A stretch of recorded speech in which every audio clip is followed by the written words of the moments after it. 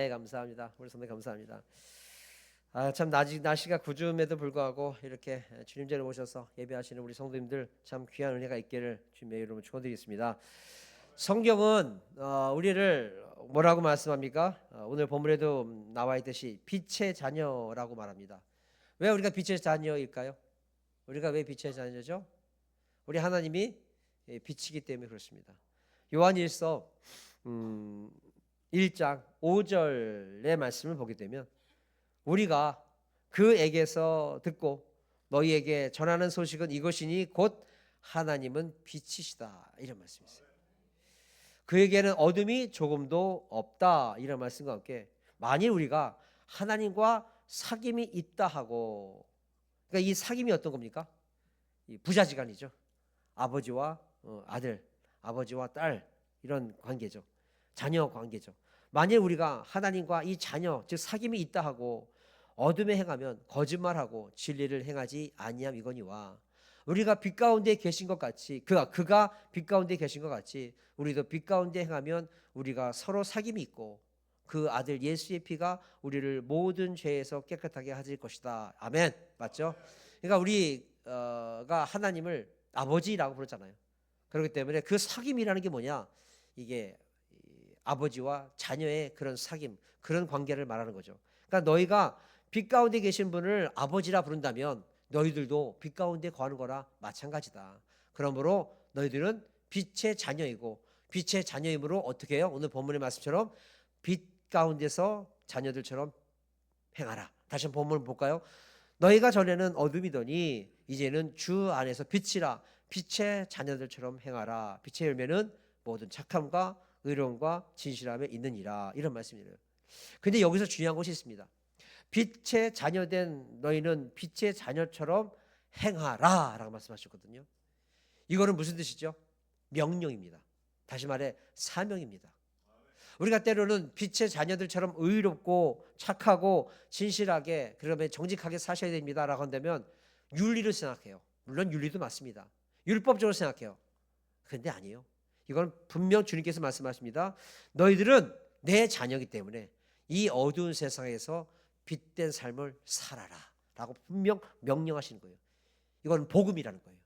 그러니까 우리는 지켜도 되고 지켜도 안 되고 이것이 아니라 반드시 지켜야 되는 복음이나 마찬가지라는 거죠. 그렇기 때문에 우리의 이 빛된 삶을 통해서, 왜 우리가 빛된 삶을 살아야 되느냐? 이 빛된 삶을 통해서 어두운 세상 가운데서도 정말 모든 세상은 다 불법이 성행하고 거짓이 난무하고 모든 그런 상황에서도 너희들은 내 자녀이기 때문에 너희들은 빛 가운데 행해야 되고 빛의 자녀처럼 행함으로 말미암아 너희들의 거룩한 행실을 보고 하나님 자녀들 맞네, 성령으로 인치심 받는 사람들 많네, 이러한 삶을 통해서 그들이 더 나아가 나에게 영광 돌릴 수 있도록 해라 라는 것이 우리에게 주신 명령인 것을 우리가 아셔야 되는 줄 믿습니다. 그렇기 때문에 그 말씀의 구체적인 말씀이 마태복음 5장 14절에 이런 말씀이 있습니다.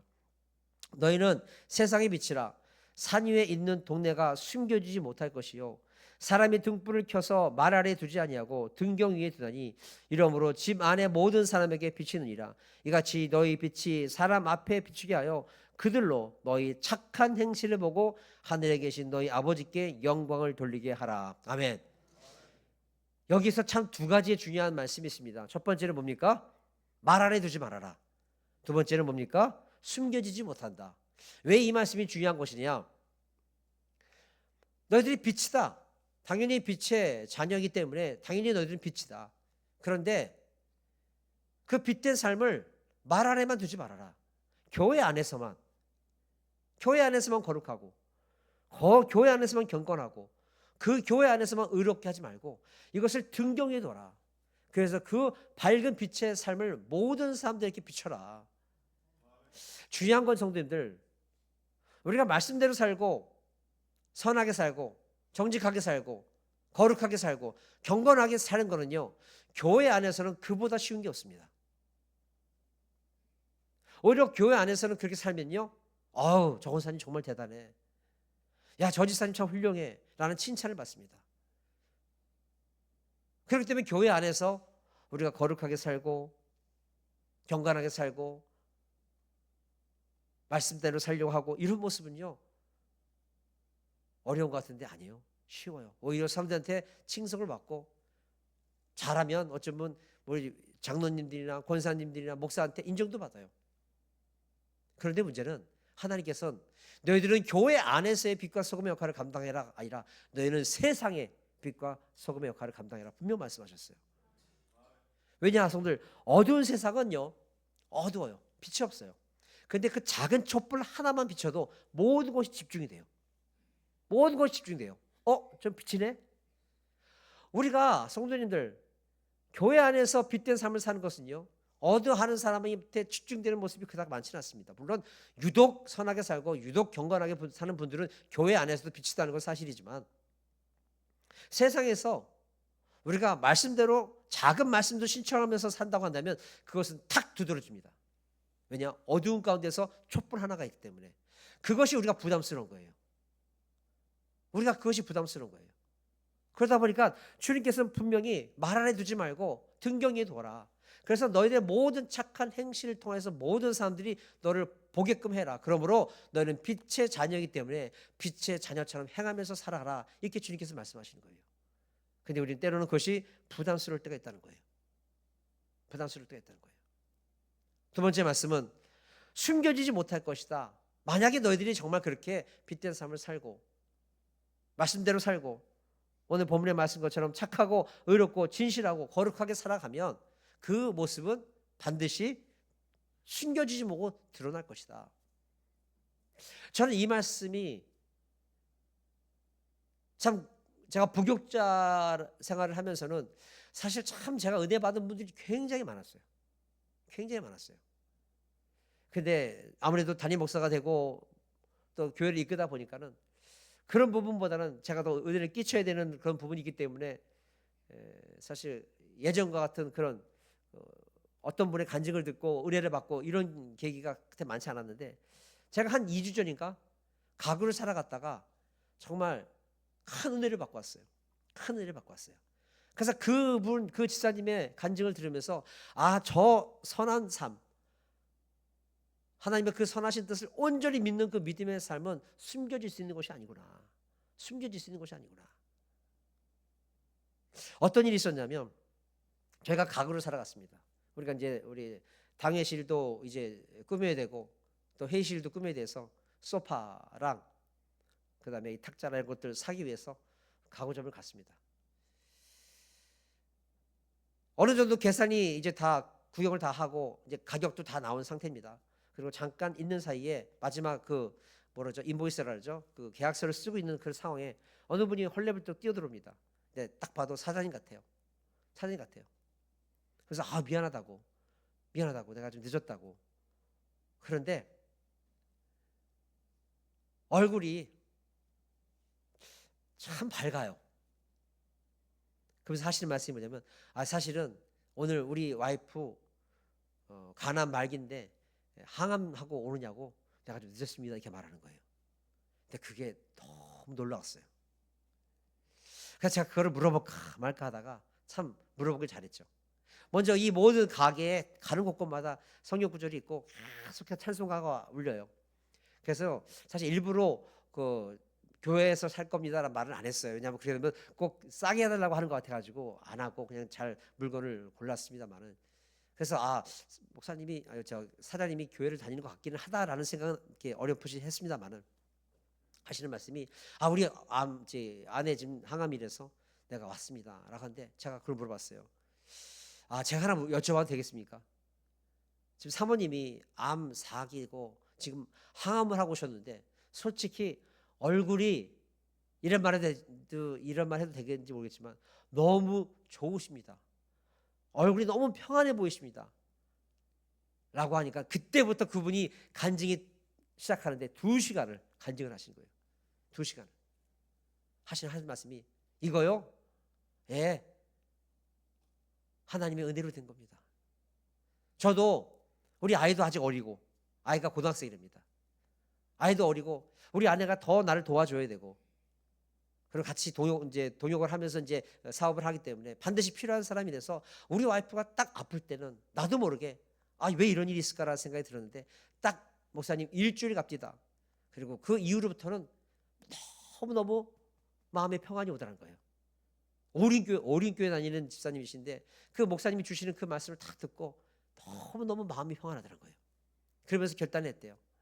만약 내 와이프를 하나님께서 더 오래 살게 하시면 거기에 하나님의 분명히 뜻이 있을 것이고 정말 하나님께서 그 허락해 주시는 그 믿음, 그 삶의 분량만큼 전심을 다해서 우리 복음을 전하면서 살자. 그리고 하나님께서 뜻이 있으셔서 당신을 먼저 데려가시면 나는 나대로 또 이곳에서 또 하나님의 선하신 뜻을 생각하면서 우리 믿음 생활하자. 그렇게 하나님께 모든 것을 맡기고 나니까 너무너무 마음이 편하고 기쁩니다. 모든 삶의 주인 하나님께서 인도하시니까 하나님께 맡기니까 너무너무 좋습니다. 그렇게 쭉 간증을 이어가시는데, 그리고 참 훌륭한 게 그 기업 예배가 쉽지 않거든요. 먼저 주일날 은혜 받은 그 말씀을 다 메모해가지고는 먼저 아내한테 설교를 하신대요. 그리고 직장에 와서는 그 직원들 앞에서 설교를 하신 거예요. 큰 소리로 야 이것들아 예수 믿어라, 좀 예수 믿어라, 예수 믿고 구원받아라, 그렇게 하신다는 거예요. 그리고 오시는 모든 분들을 하나님께서 보내주시는 영혼들이라 생각하고 섬기니까 나도 너무너무 행복하더라는 거예요. 그 얘기를 쭉 들으면서 제가 마지막으로 그런 말 했어요. 목사님 참 은혜 많이 받았고 제가 부끄럽습니다 라는 말을 했어요. 저는 목사인데도 부끄럽습니다. 성도님들, 성경에 믿지 않는 사람들이 믿는 우리 성도들에게 붙인 두 가지 별명이 있는 거 아십니까? 뭐 별명이라 말하면 좀 그런데 색다른 이름이 있는 거 아십니까? 첫 번째는 뭔지 아세요? 바로 그리스도인이에요. 우리가 그리스도인 많이 쓰니까 이게 당연히 줄 아는데, 이게 안디옥 사람들이 우리에게 붙여준, 쉽게 말하면 멋진 말로 그리스도인이지, 이게 원어로 뭔지 아세요? 원어로 원래 말 예수쟁이에요. 예수쟁이. 그리스도인이다. 이게 안디옥 사람들이 붙여준 거고, 그 다음에 뭐냐? 질문을 하게 하는 사람들이라는 별명을 지어줬습니다. 이게 뭡니까? 야, 어떻게 그럴 수 있니? 어떻게 그 상황에서 그게 가능하니? 너희들 그런 박해를 받으면서 그런 카타콤의 삶을 살면서도 어떻게 너희는 그렇게 행복하니? 어떻게 너희는 그게 은혜가 넘치니? 어떻게 너희는 감사가 넘치니? 과연 그게 가능한 거니? 이게 바로 질문을 하게 하는 사람들이다, 이런 뜻이에요. 자, 이해하십시오. 제가 좀 말려리기가 있어서. 마찬가지로 제가 그걸 느꼈어요. 누군가가 저 집사님을 만나서 그런 간증을 들었을 때 분명 그런 말 하겠구나. 아니, 사장님은 어떻게 그게 가능하십니까? 아내가 언제 죽을지 모르고 아직도 어린 아이가 있고, 그런데 어떻게 그렇게 마음에 평안이 있고 얼굴에. 그런데요, 이게 가식적으로 하는 거라면 2시간 동안에 어느 한 부분이라도 저 양반 약간 좀 가식이 있다라고 하는데 2시간 내내 말씀을 하시는데 그 얼굴에서 그게 다 배어 나오는 거예요. 그 기쁨. 그리고 하나님께 맡겼을 때 하나님께서 허락해 주시면은 감사한 거고, 그리고 남은 시간을 정말 하나님이 허락해 주시는 그 히스기야처럼 복을 위해서 살 거고, 그게 아니더라도 성도님들, 우리가 우리 하나님을 아버지라 부르거든요. 왜 아버지라 부르라고 하시는 이유가 뭔지 아세요? 세상의 어느 종교도 신이 자신의 그 백성들에게 아버지라 부르라라고 하는 게 없어요. 우리 하나님밖에 없습니다. 왜 그럴까요? 자, 한번 생각해 보십시오. 우리가 아버지가 되고 어머니가 됐을 때 우리 자녀들에게 좋은 것만 줘요? 나쁜 것도 줘요? 좋은 것만 줘요. 가장 좋은 것만 줘요. 그런데 우리가 좋은 것만 주고 싶은데 때로는 능력이 돼야 안 돼요. 안 될 때도 있죠. 그래서 안타까워요. 그러나 우리 하나님은 아니에요. 능력도 되시고 전지전능도 하신데 어때요? 우리 아버지이시고 좋은 것을 줄 수 있는 권능이 있으세요. 그러니까 이놈들아, 걱정하지 마. 난 너희들의 아버지야. 너 나 아버지라 불러. 너 아버지가 어떤 사람인지 알지? 너도 자녀를 키워봐서 알지? 좋은 것만 주기를 원하잖아. 좋은 것만 주기를 원하잖아. 가장 좋은 것만 주기를 원하잖아. 나도 너희들 똑같아. 근데 지금 이 부분은, 이 기도는 너희들에게 주면 안 돼. 조금 더 기다려야 돼. 이런 하나님의 뜻이기 때문에 우리가 하나님을 아버지라고 정말 신뢰하고 믿으면 그분처럼, 그 집사님처럼. 그러니까 참 귀한 말씀이 뭐냐면, 한 2부 예배는 한 3,000명 정도 드린대요. 그 꽉 차면. 그런데 그 수천 명 중에서 그 말씀이 하나님이 직접 나한테 주시는 말씀이라는 생각이 매번 드니까 그냥 수천 명이 있어도 나는 그 말씀에 아멘 소리가 나온다는 거예요. 큰 소리로. 아멘. 왜? 하나님이 직접 나한테 하는 말이니까. 그러면서 난 누가 뭐래든 간에 누가 뭐 눈총을 주든 신경 안 쓰고 나중에는 나올 때 누가 저렇게 아멘 소리를 건나게 본대요. 그 정도로 하나님께서 나에게 주시는 말씀을 내가 매 순간 듣고 은혜 받는다. 그 은혜 받은 것을 어때요? 아내에게 전하고 직원들에게 전하면서 그렇게 기쁘면서 하면서 사는 거예요. 그분의 믿음 가운데선 하나님은 진짜 내 아버지다. 비록 내 아내가 병을 들었고 어려운 삶이 있다 하더라도 하나님은 가장 좋은 것을 가장 좋은 때에 가장 좋은 방법으로 주실 내 아버지다라고 믿으니까 그 상황에서도 찬송이 나오는 거예요. 그러면서 우리 앞에서 찬송가를 불러요. 그때 장로님 어떤 찬송가 불렀죠? 평화 불렀었나? 하늘 위에서 내려오면서 막 불러요. 예수가 함께 계시니와 우리 앞에서 몇 번을 불러요. 몇 곡을 불러요. 근데 진짜 큰 은혜는 어떤 큰 은혜인지 정말 큰 은혜는 이미 그 계약서가 나왔잖아요. 거기서 80만 원을 딱 깎아준 게 제일 은혜스럽긴 했어. 마지막에 이제 그 딜리버리 해야 되니까 주소를 써야 되잖아요. 그래서 아름다운 교회라고 썼더니 교회냐고 이제 하면서 그때부터 이게 시작됐는데 그러더니 이 가격에 드릴 수 없지. 거기서 탁 깎아. 아이고 할렐루야. 웃자고 드린 말씀이에요. 그분이 왜냐? 예수가 함께 계시니 시험이 오나 겁없네. 기쁨의 근원 되시는 우리가 예수님만 우리가 바라보면서 갑시다. 주 예수 내 마음에 들어와 계신 후 변하여 새 사람 되고 평화로다 하늘 위에서 내려오네. 성도님들 세상은 편안을 줄 수 있지만 평화를 못 줍니다. 그러나 우리 주님께서는 우리에게 평화를 줄 수 있다는 분. 성도님 평안이 중요한 거지 편안이 중요한 게 아니에요. 몸만 편하면 뭐합니까? 마음이 불편한데 아니에요. 우리 하나님께서는 우리가 그 은혜를 주실 줄 믿습니다. 그러니까 우리가 그런 은혜를 받은 모든 성도들 이 은혜 받았느냐? 그 은혜를 흘려보낼 수 있는 통로들이 되어라. 그것이 바로 빛된 삶을 살아라. 너 하나님의 자녀야? 이런 은혜를 받았어? 그러면 그 은혜를 흘려보내라. 제가 지난달쯤에 삭개오에 대해서 말씀을 나눴던 거 기억하시죠? 삭개오가 은혜를 받고 나서 예수님을 받고 나서 사람들은 다 손가락질해요. 저 죄인 집에 왜 저 거룩하신 예수님이 왜 들어갔지? 이해가 안 돼. 납득이 안 돼. 다들 이해가 안 돼요. 그러니까 이 사람이 삭개오가 예수님을 만나고 나왔을 때 저 사람이 어떻게 됐는가가 얼마나 예의주시되고 얼마나 관심이 많겠습니까? 그런데 웬걸요? 예수님이 가시고 나서 완전 그 사람의 삶이 다 바뀌어요. 어떻게 바뀌었죠? 일단 내 전 재산의 반을 가난한 사람에게 나눠줄 것이며 그리고 나머지 재산도 어때요? 내가 거짓으로 인해서 얻은 것이 있다고 한다면 내가 10만 원만 거둬야 되는데 내가 편취해서 예를 들어서 500만 원을 100만 원을 거뒀다 한다면 그 100만 원의 4배를 갚겠습니다. 이게 어마어마한 거 아닙니까?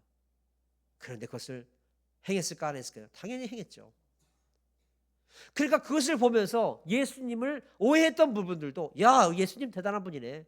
저 죄인 괴수, 저 세리, 저 매군노 같은 놈 저 놈이 예수님 막 만나더니 완전 변했네. 생각을 해보세요. 그래서 제가 한번 그 상황을 한번 생각해 보시라고 상황을 한번 연출해 봤지 않습니까? 장부 하나 딱 들고 돌아다니는 거예요. 아무개 집 가서 사실은 당신 20만 원만 내면 됐었어 그때. 근데 내가 거짓말해서 내가 100만 원 받았어. 여기 400만 원. 당신은 사실 100만 원만 내면 되는데 내가 1000만 원을 써. 여기 4천만 원. 이러고 다니는 거예요. 여리고성을. 그 모습을 보면서 사람들이 은혜를 받았을까요? 안 받았을까요? 은혜 받았죠. 그렇지만 누가 제일 먼저 영광 받으셨을까요? 우리 예수님 대단하시네. 저분 대단하시네. 이거예요. 우리 하나님께서 원하시는 것이 바로 그거예요. 하나님께서 원하시는 것이 너 내 백성 맞지? 너 내 자녀 맞지? 그러므로 성령으로 거듭난 삶을 통해서 이제 세상에서 빛과 소금의 역할을 감당해라. 네 주변에는 평생 교회 한 번도 나오지 않을 사람들 많다. 그렇죠? 그래요 진짜. 우리는 이렇게 교회 나오는 것이 당연한데요. 우리 주변에 평생 교회 한 번도 안 나올 만한 사람들 많아요. 이 시간이 얼마나 즐거워요. 비 오니까 뭐 좋은 카페 가요. 날씨 맑으면 골프 치러 가요. 그래요. 얼마나 행복하게 사는 것처럼 보여요. 우리는 이 시간이 더 귀하고 행복하지만 그분들은 그래요. 그 때문에 교회에 관심도 없어요.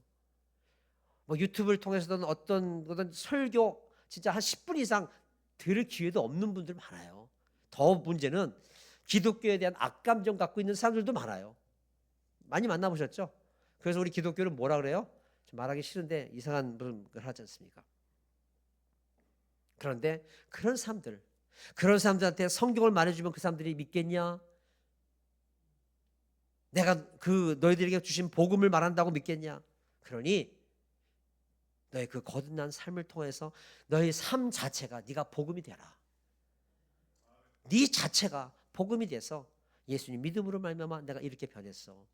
예수님 믿으면 내가 이렇게 시험 중에서도 행복할 수 있어. 어려움 중에서도 찬양할 수 있어. 라는 것을 네 몸 자체가 복음이 돼서 한번 그들에게 복음을 전해주면 어떠겠니라고 주님께서 우리에게 부탁하시는 거예요. 그것이 뭡니까? 사명이에요. 더 나아가 소명이고.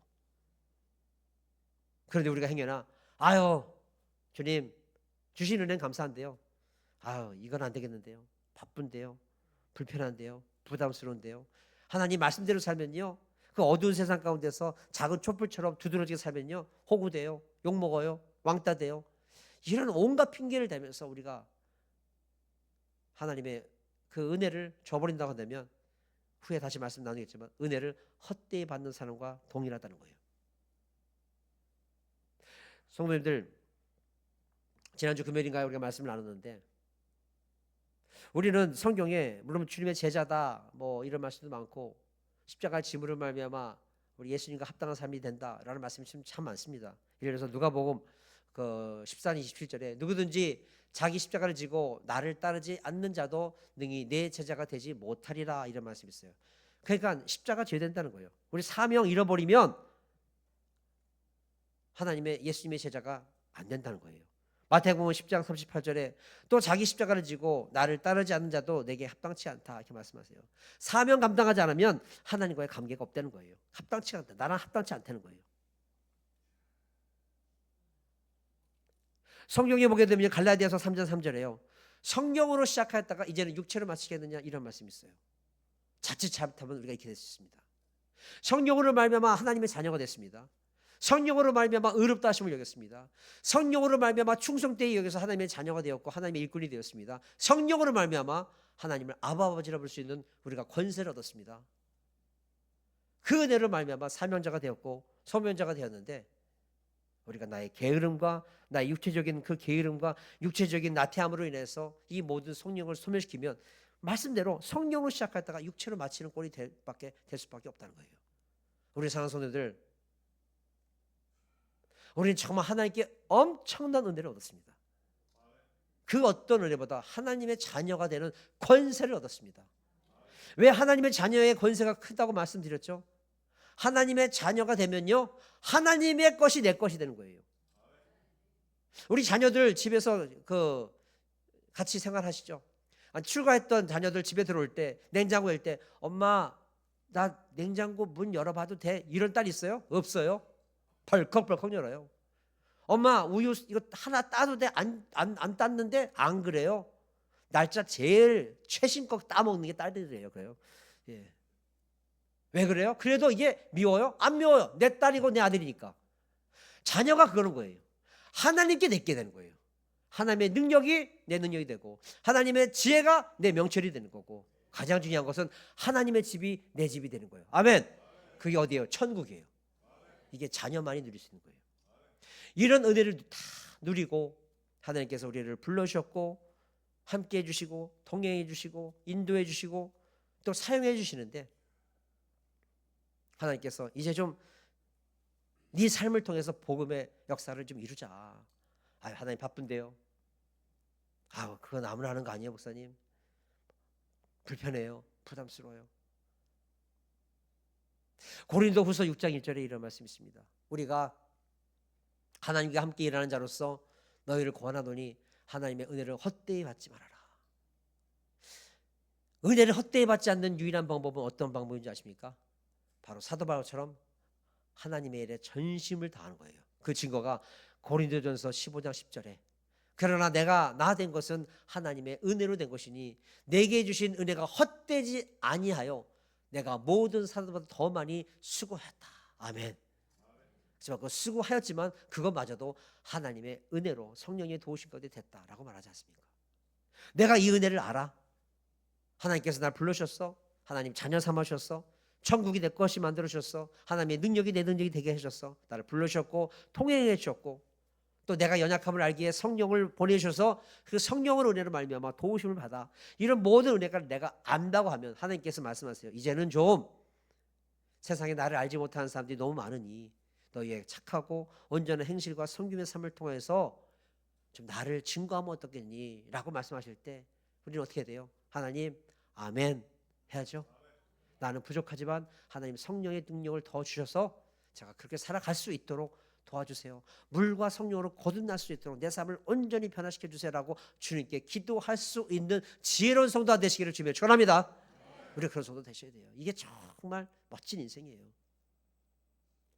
성도님들, 우리의 모습 가운데 가장 아름다웠을 때가 언제라고 생각하시지 않습니까? 막 태어났을 때? 뭐 그렇죠. 근데 진짜 영적으로 가장 아름다웠을 때는 언제냐? 우리를 진흙을 하나님의 형상으로 만드신 후에 거다가 생기를 넣음으로 뭐가 됐다 해서 생명이 됐다 그랬어요. 그 모습을 보고 하나님이 심히 보시기에 좋았더라 이렇게 말씀하세요. 그러니까 우리가 가장 아름다울 때가 언제예요? 아름다웠을 때가 주님의 형상으로 빚어서 그 안에 생명, 즉 성령이 들어갔을 때가 가장 아름다운 모습이에요.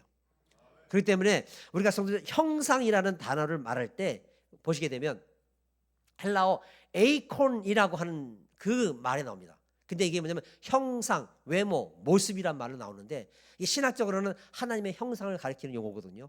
그런데 이 에이콘이란 말이 어떻게 다른 말로 변한 줄 아십니까? 혹시 아세요? 바로 아이콘으로 변해요. 아이콘. 그 아이콘이 뭐예요? 우리 성도님들 예를 들어서 뭐 휴대폰을 보던 컴퓨터를 보게 되면 윈도우 창이 뜨죠. 창이 뜨죠. 그걸 뭐라 그래요? 아이콘이라 그러죠. 그러니까 그걸 클릭하면 예를 들어서 내가 코리아라고 하는 그 아이콘을 클릭하면 뭐가 나와요? 한국에 대한 모든 정보가 다 나오는 거예요. 문화, 음악, 역사, 관광 모든 거, 교통 다 나와요. 그렇죠? 그런 것처럼 우리가 주님의 형상을 닮아서 주님의 아이콘이 되어야 된다는 의미는 뭐냐면 누군가가 우리를 클릭했을 때 우리한테는 하나님의 성품이 나와야 되고 하나님의 마음이 나와야 되고 예수님의 철학이 나와야 되고 얼마나 하나님의 사랑하신지 그 사랑과 은혜와 이런 모든 거룩함과 이런 것들이 나와야 돼요. 그래서 그 코리아라고 하는 아이콘을 침으로 말미암아 그 모든 코리아를 다 볼 수 있고 알 수 있듯이 우리를 만나는 모든 사람들, 우리를 클릭했던 모든 사람들은 아, 저 사람이 정말 저렇게 예수 믿는 게 맞는 거구나. 저게 정말 은혜 받은 사람들의 모습인 게 맞는구나라는 것을 알 수 있도록 해야 된다. 그것이 바로 주님의 형상을 옷 입은 사람이다. 성도들, 우리가 명동 길거리에서 우리가 옷을 사고 싶어서 어느 옷가게에 딱 들어갔어요. 그런데 거기서 생선을 팔아. 황당해요? 황당하지 않아요? 옷을 사려고 옷가게에 딱 들어갔는데 옷은 없고 생선을 팔아. 우리 정은경 목사님 우리가 의료하시잖아요. 가게에 딱 들어갔는데 생선을 팔아. 말도 안 되는 거죠. 우리를 만나는 사람들이 우리를 클릭했는데 맨날 세상 것만 나와. 맨날 세상 것만 나와. 아무리 그 사람이랑 만나도 저 사람이 예수를 믿는 사람인지 안 믿는 사람인지 별 차별이 없어. 분간이 안 가. 결국 이것이 하나님의 영광을 가리게 되는 거예요. 성도님들, 우리가 자칫 잘못하면 아유, 내가 뭐 특별하게 뭐 하나님의 일에 방해하지 않을 테니까 그냥 불편하게 살고는 싶지 않고 그냥 주일에 나와서 예배드리고 헌금 적당히 드리고 그렇게 살고 싶습니다. 하나님 그렇게 할 테니까 좀 편안하게 붙잡아 주시고 내가 예배 꼭 나오고 그래도 11조도 열심히 드리고 할 테니까 우리 자식들도 지켜주시고 병들지 않게 해주십시오 라고 하는 분들이 있다고 한다면 이건 완전 오산이에요. 정말 오산이에요. 왜냐? 이런 삶을 살면 살수록 우리는 하나님의 관계가 점점 멀어져요. 아까도 잠깐 말씀드렸지만 우리가 십자가를 짐으로 말미암아 하나님의 자녀가 되는 것뿐만 아니라 예수님의 제자가 되고 예수님과 합당한 사람이 되는데 십자가를 안 져요. 사명 감당을 안 해요. 그러니까 지금은 편할 수 있겠지만 이간의 시간이 지나면 지날수록 점점 예수님과의 관계가 멀어지는 거예요. 점점 제자의 모습이 어때요? 희미해지는 거예요. 이런 삶을 하나님께서 얼마나 지켜주시고 붙잡아 주시겠습니까? 편한 게 좋은 게 아니에요. 믿음 생활은 편한 게 좋은 게 아니라 우리는 사명자요 소명자라는 믿음 가운데서 이 받은 은혜를 어찌하면 갚을 수 있을까, 조금이라도 갚을 수 있을까, 그런 마음 가운데 주님께서 이제 우리에게 말씀하십니다. 내 형상을 닮아 너의 삶을 통해서 복음을 전하는 사람이 되라 라고 했을 때 우리 사랑하는 손들 정말 바로 망설임 없이 아멘, 하나님 능력 주세요라고 고백할 수 있는 주님의 귀한 성도가 되시기를 주님의 축원드립니다. 우리 그런 성도 되셔야 돼요. 그렇기 때문에 아까도 잠깐 말씀드렸지만 하나님의 영으로 인도함 받는 사람은 곧 하나님의 아들이라 이런 말씀이 있는데, 우리가 아까 하나님을 뭐라 부른다 그랬어요? 아버지라 불러요. 그러니까 하나님의 아들이라는 뜻이에요. 그런데 영으로서 인도함은 안 받아요. 영으로서 인도함 받는 뜻은 뭡니까? 말씀이죠. 말씀이죠. 우리가 지난 한 주간을 살면서 성도님들 영으로서 인도함 받은 거 믿으시죠? 내가 어떤 선택을 하고 어떤 길을 가고 이것은 내가 믿음을 가진 사람으로서 이런 삶을 살면 안 되고 이건 옳지 않은 거야. 내가 순간순간 내가 분별하고 판단한 것 같은데 그것이 내가 한 게 아니라 성령님께서 역사하신다는 걸 알고 계시죠? 예. 그러니까 우리가 그렇게 사는 삶은 영으로서 인도함 받는 삶이기 때문에 우리를 아버지라 불러도 문제가 없는데, 내 마음대로 살아.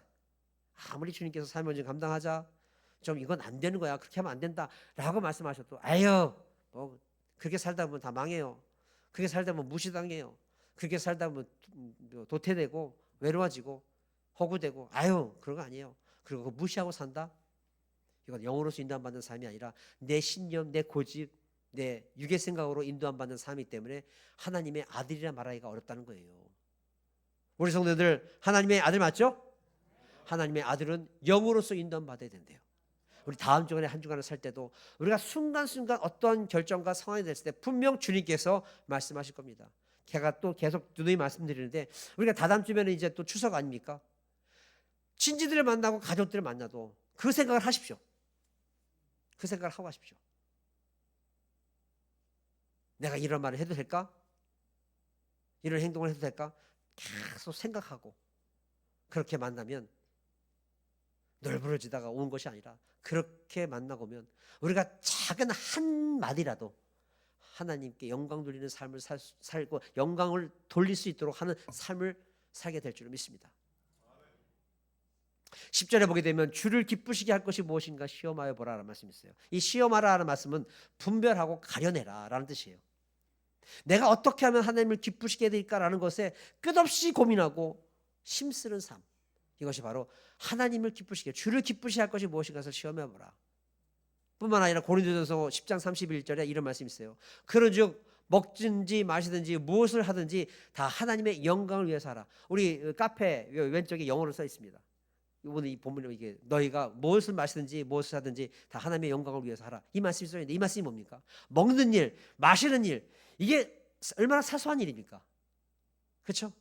우리가 하루에도 100번씩 계속 반복하는 거 아니에요. 100번씩 아침, 점심, 저녁으로 먹고 마시는 일, 얼마나 계속 반복되는 사실 사소한 일이에요. 그럼에도 조차 하나님의 영광을 위해서 해라. 작은 일에도 하나님의 뜻이 맞는 건가? 그래서 항상 시험하고 분별하고 경성하면서 그렇게 행동해라. 이것이 하나님을 기쁘시게 하는 삶이고, 무엇을 하던 하나님의 영광을 위해 삶을 살아. 그렇게 되면 너희들은 반드시 하나님의 영상을 닮아 빛의 자녀로서 거룩한 삶을 살게 될 것이다.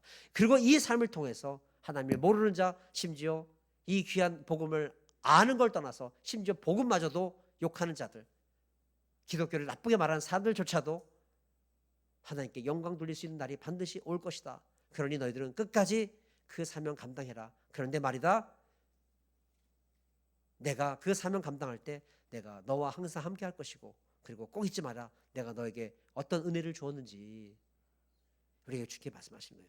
그러면 아멘, 달려가야죠. 그렇기 때문에 11절에 너희는 열매 없는 어둠의 일에 참여하지 말고 도리어 책망하라. 저는 제일 안타까운 게 뭔지 아십니까? 이 세상의 어두움과 죄악과 이 불법에 대해서 우리 믿는 성도들이 책망할 줄 알고 가르칠 정도의 삶이 돼야 되는데 도리어 맛을 잃었어요. 맛을 잃었어요. 근데 성도님들, 마태복음 5장에요. 너희들은 세상의 빛과 소금이라 말씀하시면서 어떤 말씀하셨냐? 13절에 너희는 세상의 소금이니 소금이 만일 그 맛을 잃으면 무엇으로 짜게 하리요? 후에는 아무 쓸데없어서 다만 밖에 버려져 사람에게 밟힐 뿐이라 이렇게 말해요. 목사님들은 이런 설교 많이 합니다. 우리 대한민국 교회가 이제는 세상들한테 많이 무시당하고 욕된다고. 모르겠습니다. 저는 적어도 우리 성도님들이 내 하나하나 행동하는 것이, 내 말 하나 하는 것이 내가 정말 사랑하는 하나님, 나를 살리신 하나님, 그 하나님께 영광이 되면 되었지, 욕보이는 몸 삶을 살면 안 되는데 이런 마음을 갖고 어떻게 하면 하나님을 기쁘시게 할 것이지, 이런 삶을 살아간다면 다음 한 주간도 승리하고 돌아오시는 삶이 될 줄로 믿습니다. 근데 은혜가 뭔지, 감사가 뭔지, 구원이 뭔지 이것을 알지 못하고 그냥 무엇을 먹을까, 무엇을 입을까, 여기에만 우리가 매여 있다고 한다면 우리는 믿지 않는 분들과 다를 게 없는 거예요. 그분들을 영으로서 인도해야 되는데 오히려 우리가 끌려가요. 성도 잊지 마십시오. 오늘 주시는 말씀은 단순히 기독교 윤리의 문제가 아니에요. 절대 아니에요. 성도가 성도로서, 또 교회가 교회로서 사명을 분명하게 감당하라고 하나님의 명령인 줄 믿습니다. 그 명령을 붙잡고 오늘 말씀 가운데서 다시 한번 내 자신을 잘 돌아보면서 내가 빛의 자녀인데 빛에 합당한 삶을 살고 있나? 하나님의 삶을 이렇게 봤을 때 내가 하나님의 삶을, 예수님의 삶을 닮아가길 원하는데 그 한마디라도